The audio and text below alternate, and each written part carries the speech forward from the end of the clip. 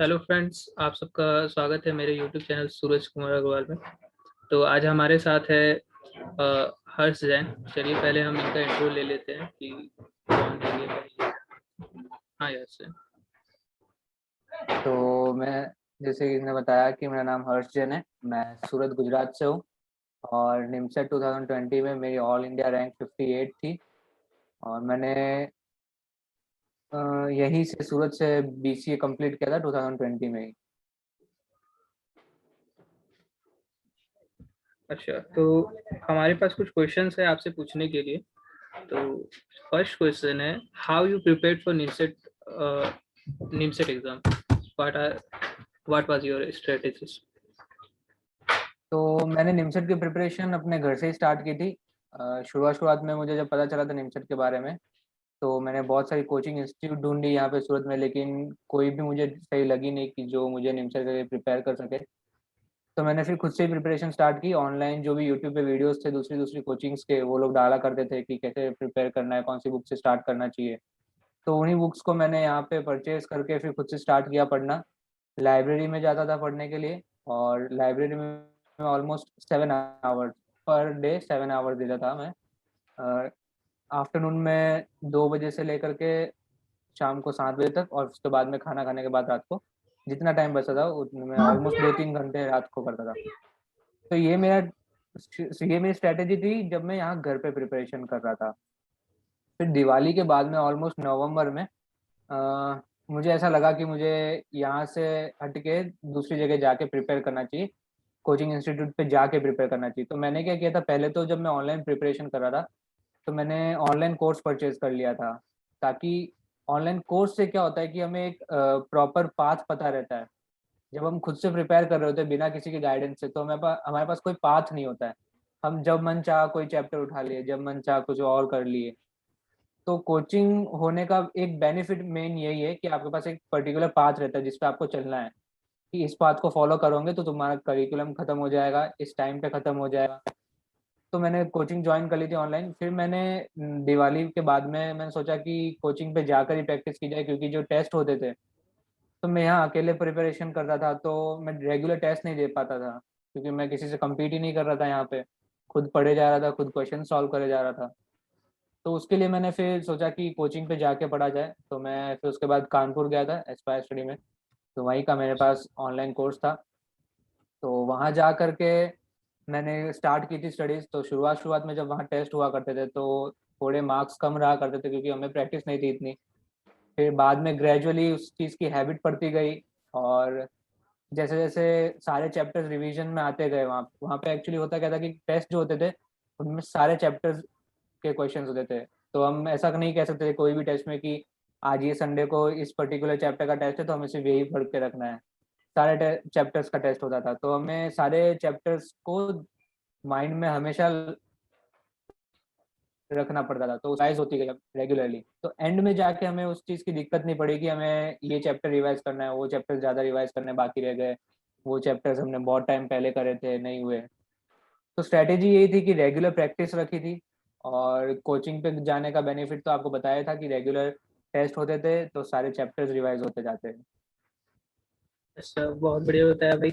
अब second question हमारे यहाँ पे आता है कि ऐसा क्या आपका प्रिपरेशन प्लान था जो आपको बाकियों से अलग बनाता था? सर मैं प्रिपरेशन के टाइम पे ऐसा लगता था कि अ, मैं जितने भी चैप्टर्स करता था तो उसमें ऐसा करता था कि जो जो क्वेश्चंस नहीं तो उसको मैं मार्क कर लेता था। उसको ऐसा नहीं था कि उसी के अंदर घुसे रहना है, उसी के अंदर अटक जाओ, 2 दिन दे दिया उसमें 3 दिन दे दिया, नहीं ऐसा नहीं करता था। तो बच्चे जो बहुत जो टाइम वेस्ट क्वेश्चंस करते हैं। नहीं, हाँ, तो जो जो क्वेश्चंस नहीं बना करते थे उनको मैं मार्क करके लिख देता कहीं पे, या तो फिर बुक में ही इस तरीके से मार्क कर लेता कि ताकि वापस जब मैं उस चैप्टर को पढ़ूंगा तो मुझे वो दिख जाएंगे क्वेश्चंस। और रेगुलर जो 7 आवर्स की सिटिंग होती थी मेरी यहाँ पे जब मैं सूरत में था, तो वो एक बेनिफिट था कि मैंने कंटिन्यू रखा उसको। वरना ज़्यादातर स्टूडेंट्स ये होते हैं कि हफ्ते में 2-3 दिन कंटिन्यू रख दे, बाद में छोड़ देते हैं, नहीं जाते लाइब्रेरी, बोर हो जाते हैं, ऐसा कुछ होता है। पर मैं कंटिन्यू रखा, मेरे को सही लगा वो चीज़ कि उसी की वजह बेनिफिट था उसका।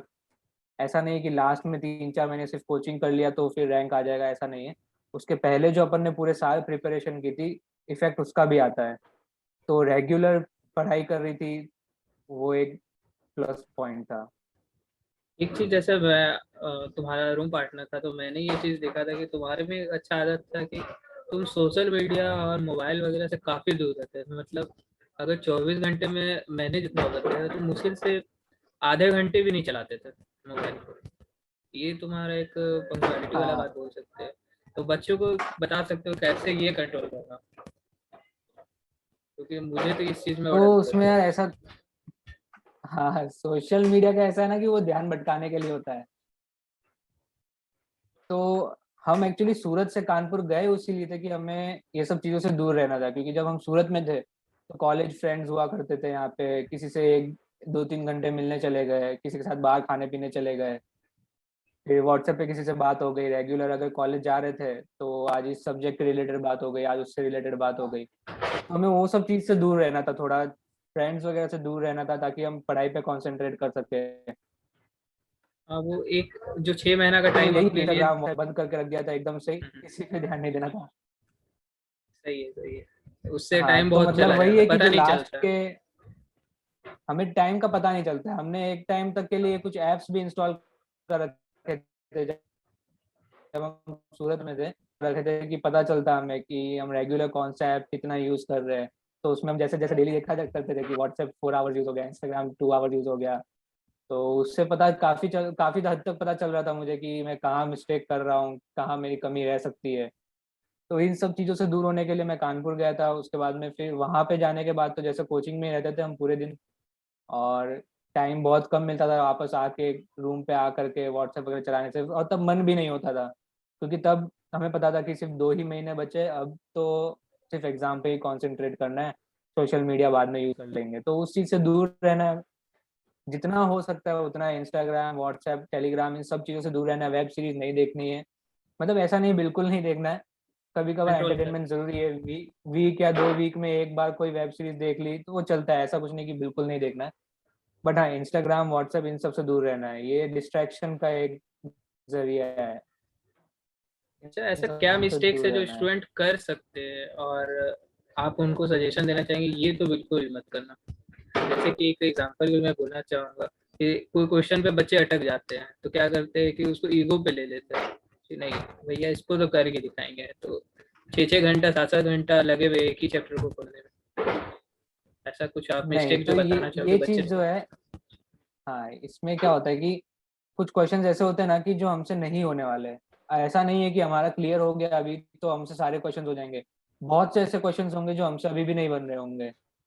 ठीक है, तो उन क्वेश्चंस को ज्यादा सोचना नहीं है। अगर लग रहा है हमें कि ये निमसेट के स्टैंडर्ड के अकॉर्डिंग है क्वेश्चन, तो उसे कहीं पे लिख करके याद कर लो बस। जरूरी नहीं है हर चीज सॉल्व करने से हो, कुछ कुछ क्वेश्चंस याद भी करने पड़ते हैं। हम लोग हाँ ने हाँ, भी किए थे याद क्वेश्चंस को, मतलब दिन में वापस 2 3 बार उनको देख लिया करते थे ताकि वो भूल ना जाए। याद है। दिशा थी, दिशा को हम लोग ने याद किया था पूरा। तो ऐसा नहीं है कि सारे क्वेश्चन सॉल्व करने से, और निमसेट में तुम 120 क्वेश्चन सॉल्व करने नहीं बैठने वाले। कुछ क्वेश्चन ऐसे जरूरी होने चाहिए जो तुम्हें याद होंगे। जो देखते साथ ठीक है, तो क्लिक करे। कुछ, हाँ, देखते से टिक करेंगे वो कब होगा, जब हमें क्वेश्चन याद होंगे। तो हमें क्वेश्चंस को याद कर लेना है कुछ। और ऐसे सारे क्वेश्चंस तो नहीं होंगे जो नहीं बन रहे होंगे, कुछ क्वेश्चन होंगे, मान लो 20 में से 5 3 4 क्वेश्चंस है जो हमसे नहीं हुए, तो ठीक है, उनको कहीं पे लिख करके याद कर लिया, जो हमें लग रहा है कि निमसेट के स्टैंडर्ड में है। अब हम जो बुक सॉल्व करते हैं वो जेडब्ल्यू एडवांस के लेवल का होता है, और निमसेट का इतना ज्यादा लेवल नहीं है कि वो जेडब्ल्यू एडवांस तक और जेडब्ल्यू मेंस के क्वेश्चन तक जाएगा। तो आता भी है तो उसको ज्यादा छोड़ देना ही हैवी सही है। क्वेश्चंस पे ध्यान नहीं रखना है। हाँ, एक आध क्वेश्चन अगर डाल देता है फंसाने के लिए बच्चों का टाइम वेस्ट करने के, हाँ, उसको समझ के छोड़ जो देना। 50 और जो 50 क्वेश्चंस आते हैं मैथ्स में निमसेट के एग्जाम में, उसमें भी 50 के 50 अटेम्प्ट करने के नहीं होते हैं। उसमें हमें देखना होता है कि पहले 4 5 हम कौन से छोड़ सकते हैं। वो 4 5 जो क्वेश्चंस डाले होते हैं तो छोड़ने के लिए ही डाले होते हैं। पकड़ना जरूरी है। हाँ, और अगर उनमें अटक गए एग्जाम के टाइम फिर गया पेपर।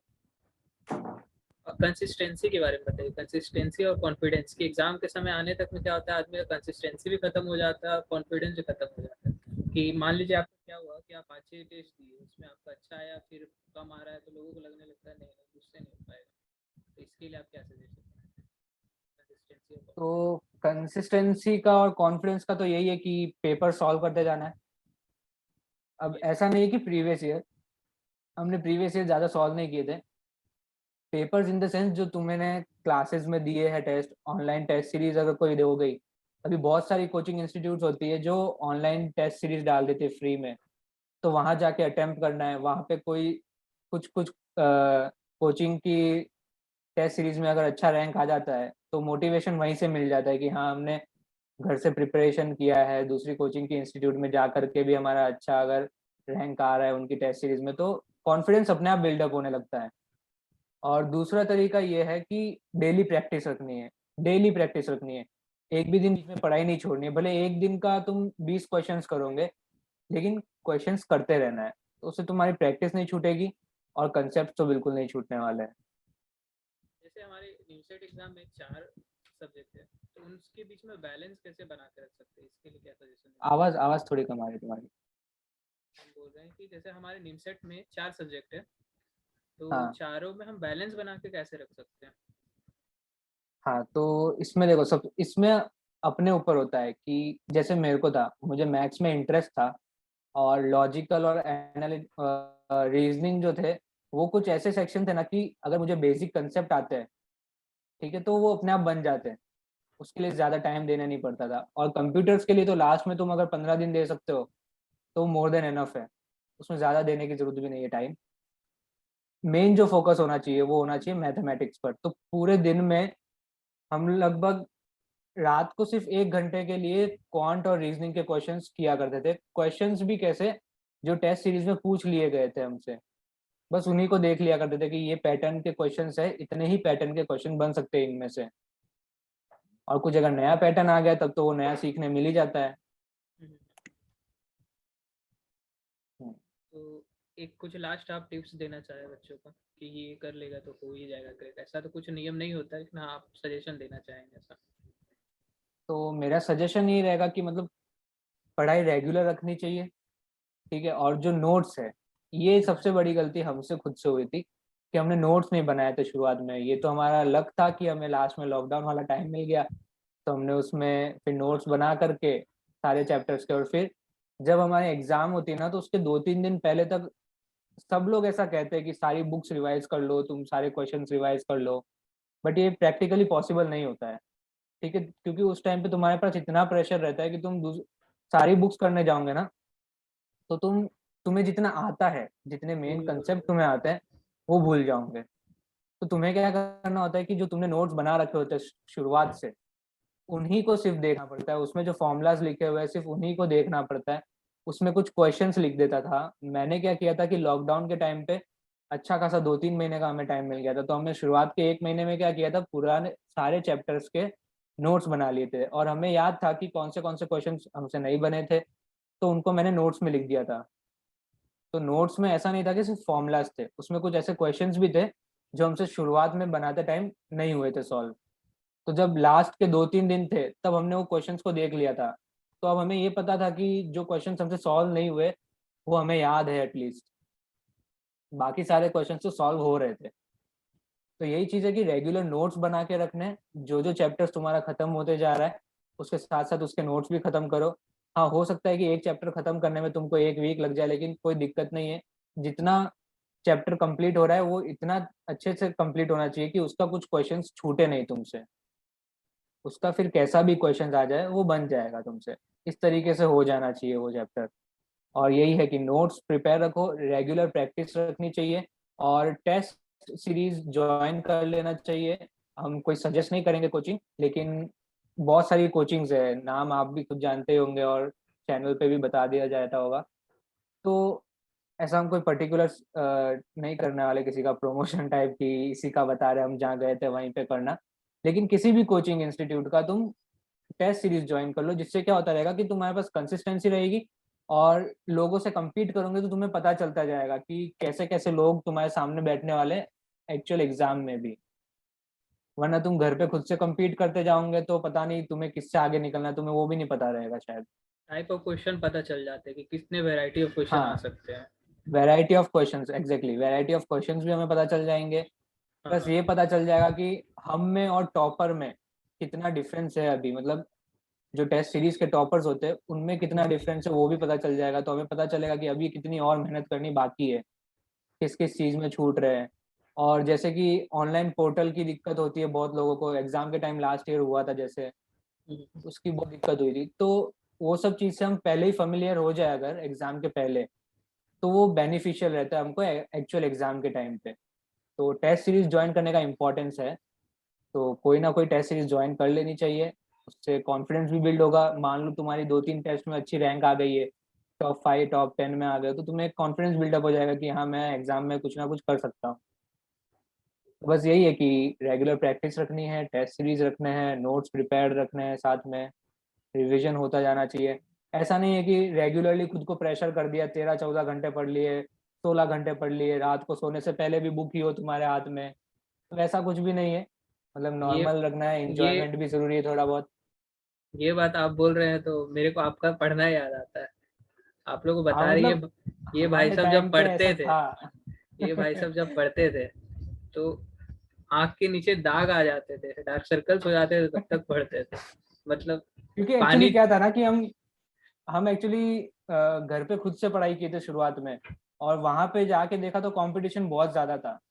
हमारे लिए पर्सनली वो बहुत ज्यादा कंपटीशन था, क्योंकि हमने फेस किया नहीं था कभी। जो लोग शुरुआत से कोचिंग ज्वाइन कर रखे होते हैं उनको आदत हो जाती है वो चीज फेस करने की, कि 70 बच्चे बैठे हैं, हमको उनके बीच में पढ़ना है, उनके साथ टेस्ट देना है। मैंने मतलब अगर 12 मंथ्स की मेरी अगर प्रिपरेशन थी तो उसमें से 9 महीने तो मैंने ऐसा कुछ देखा भी नहीं था। तो सडनली मेरे को वो सब चीजें जब देखनी थी, तो मुझे ब्रेन मतलब बहुत खुद ही प्रेशराइज हो गया था मैं, कि मेरे को और ज्यादा मेहनत करनी है, और ज्यादा मेहनत करिए, पागलों की तरह पढ़ा रहता था, पढ़ता रहता, खाली पढ़ता रहता था। लेकिन उसी के बीच में इंजॉयमेंट भी ज्यादा जरूरी है, वो थोड़ा माइंड को फ्रेश रखेगा। दोस्त वगैरह के साथ में रेगुलर मिलना वो सब भी जरूरी है। ऐसा नहीं कि एकदम से अलग रूम में बैठ गए, बंद होकर के पढ़ना है पढ़ना है पढ़ना है, वो भी नहीं है। हाँ, ये तो नहीं हाँ तो करना, एक तो ऐसे मेंटल प्रेशर में स्टेट, चले जाएगा। एक जो प्रॉपर मेंटल स्टेट है वो भी ज्यादा जरूरी है।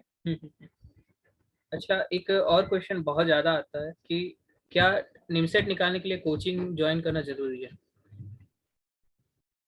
अह, देखो ये स्टूडेंट से वेरी करेगा, ठीक है। अभी कोई बच्चा अगर 12th में आईआईटी जेडब्ल्यू की एग्जाम दे चुका है, तो उसके लिए मियर 4 to 5 मंथ्स की जो प्रैक्टिस है वो इनफ है, ठीक है। तो उसको जरूरी नहीं है कि कोचिंग जरूर करना है, लेकिन हाँ टेस्ट सीरीज जरूर ज्वाइन करना चाहिए।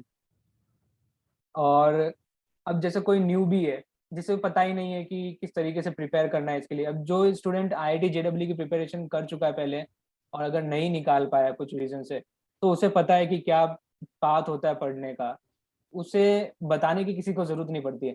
अब जैसे हमारे लिए था, हमने ऐसी कोई कॉम्पिटिटिव एग्जाम के लिए कभी प्रिपेयर नहीं किया था खुद को, तो हमारे लिए ये चीज जरूरी थी कि हम कोई कोचिंग इंस्टीट्यूट को ज्वाइन करें, ताकि हमको एक पर्टिकुलर पाथ पता रहे कि हमें इस पाथ पे ही चलते रहना है। अदरवाइज क्या होता है कि हम आज वेक्टर उठा लिए, कल को ट्रिगो उठा लेंगे, तो पूरा मिसमैच हो जाता है कंसेप्ट का। और जब कोचिंग इंस्टीट्यूट हम ज्वाइन करते हैं तो वो हमें पूरा पाथ बताते हैं कि पहले ट्रिगो से स्टार्ट करो, शुरुआत के जो इजी चैप्टर्स है, बेसिक कंसेप्ट उससे बिल्ड करो। फिर जो टेस्ट सीरीज होती थी सर के, जो रेगुलर लेक्चर होते थे, तो उसमें सर बताया करते थे कौन से क्वेश्चंस इंपॉर्टेंट है। ये हमें ज़्यादा बेनिफिट मिल जाता है, क्योंकि जो इंसान पढ़ा चुका है ऑलरेडी चीज़ों को, वो हमें अच्छे तरीके से बताता है हाँ, कि ये फायदा किस होता तरीके के क्वेश्चंस आ सकते हैं एग्जाम में। पता चले हम लोग जेडब्ल्यू एडवांस के क्वेश्चंस अटका रहे हैं और उस लेवल के क्वेश्चंस आने ही नहीं वाले एग्जाम में, तो वहाँ खुद को डीमोटिवेट कर देंगे हम। उससे बढ़िया कि किसी अच्छे इंस्टीट्यूट को ज्वाइन कर ले, और उसकी टेस्ट सीरीज भी मिल जाती है उसके साथ में, तो वो एक कंसिस्टेंसी भी मेंटेन होगी। जैसे रेगुलर लेक्चर आते जाएंगे तो उनको पढ़ेंगे तो एक हैबिट बन जाएगी, डेली सिटिंग की हैबिट बन जाएगी खुद से। तो ऐसा नहीं है कि आप नहीं ज्वाइन कर रहे तो आप नहीं पास कर सकते, बट यही है कि आपको एक पाथ पता होना चाहिए। अगर आप ज्वाइन नहीं कर रहे तो आपको खुद में ये कॉन्फिडेंस होना चाहिए कि मैं जिस पाथ पे चल रहा हूँ उससे अचीव हो जाएगा रिजल्ट। और है। हाँ, अगर इतना डिसिप्लिन कॉन्फिडेंस रहने से नहीं आदमी कर आया, सकता है। हाँ डिसिप्लिन रहना चाहिए, मेन चीज पढ़ने का डिसिप्लिन रहे डिसिप्लिन बच्चे रहना में चाहिए कि रेगुलर। हम ऐसा ऐसा रूटीन बना लेंगे, ऐसे फॉलो करेंगे करेंगे तो कर सकते हैं। हाँ तो कर सकते हैं, ऐसा नहीं कि नहीं कर सकते, बिना कोचिंग के किया जा सकता है। बट और ये लास्ट। डेडिकेशन रेगुलर और वो सब चीजें हाँ, होनी हाँ, चाहिए। हाँ। और लास्ट क्वेश्चन, अब थोड़ा वीडियो ज़्यादा लंबा नहीं करते हैं, लास्ट क्वेश्चन ये है हाँ कि आप अपने कॉलेज में भी ऑनलाइन क्लास कर रहे हैं, कॉलेज का बहुत ज़्यादा अच्छा तो रिव्यू नहीं दे सकते हैं कि कैसा है, पर आप ऑनलाइन क्लास में कर रहे हैं तो वहाँ का आपका कैसा एक्सपीरियंस है, आप कॉलेज का कैसा रिव्यू देना चाहेंगे? अभी सूरत कल का ऐसा एक्सपीरियंस है कि लेक्चर्स होते हैं, कुछ कुछ सब्जेक्ट्स के जो फैकल्टीज होते हैं जिनको जरूरी होता ही है लेक्चर लेना, तो वो लोग लेक्चर लिया करते हैं। वीक में ऑल्टरनेट डेज पे लेक्चर होते हैं, तो कॉलेज से इतना कोई प्रेशर वगैरह नहीं है। उन लोग ने छोड़ दिया खुला कि भाई तुम्हें जैसे पढ़ना है अपने हिसाब से तुम अपने अकॉर्डिंग पढ़ो। तुम्हें कॉम्पिटिटिव प्रोग्रामिंग की प्रिपरेशन करनी है तुम उसकी तैयारी करो। तुम्हें कोई दूसरी लैंग्वेजेस वगैरह सीखनी है तुम वो सीख सकते हो। कोई प्रेशर नहीं है कॉलेज की तरफ से कि अटेंडेंस का इतना है, 95% 85% होना चाहिए अटेंडेंस। तुम मीटिंग ज्वाइन कर लो, अच्छे से 1 घंटे दे दो खाली वीक। अगर वीक में क्लासेस होती भी है तो वीक में मैक्सिमम 7 आवर्स क्लास होती होंगी, 7 to 8 आवर्स बस। मैक्सिमम हो गया वीक का कह रहे हैं हम। तो इतना अभी तो जैसे हमको जाने नहीं मिला है तो इतना कोई एक्सपीरियंस तो है नहीं कि सूरतकल में कैसे फैकल्टीज होंगे क्या है, बट जितना ऑनलाइन से पता चला यहाँ पर कि जो खुद को पढ़ना है वो पढ़ सकते हैं अपने हिसाब से। हाँ, जैसे कि हमारे भोपाल में, मैं अभी जैसे एनआईटी भोपाल में हूँ, तो वहाँ पे क्या है कि आपका 10:30 से चालू होता है और शाम के 5 बजे तक क्लास होता है। कभी कभी बीच में कुछ ब्रेक्स है और कुछ टीचर्स अवेलेबल नहीं होते तो अलग बात है, वरना ये लगातार चलता रहता नहीं है। ये चीज़ ऐसा आपके में नहीं है। ऐसा कुछ नहीं, ऐसा कुछ भी नहीं है यहाँ पे। एक भी दिन मैंने नहीं देखा कि सुबह 10:30 क्लासेस चालू हुई हो और शाम को 5 हो चुकी। ठीक है, फिर हम यहीं पे वाइंड अप करते हैं वीडियो को। थैंक यू हर्ष, ठीक है, मेरे साथ यहाँ वीडियो में आने के लिए, दोस्तों को हेल्प करने के थैंक लिए, यू सो बताने के मच। लिए। ठीक है, अरे any thank time you. Any time. और आप लोगों से बोलना चाहूँ थैंक यू। कि चैनल्स को सब्सक्राइब कर दे, लाइक कर दे और शेयर कर दे अगर आपको लगता है बाकी दोस्तों को हेल्प होगा। ठीक है, थैंक यू।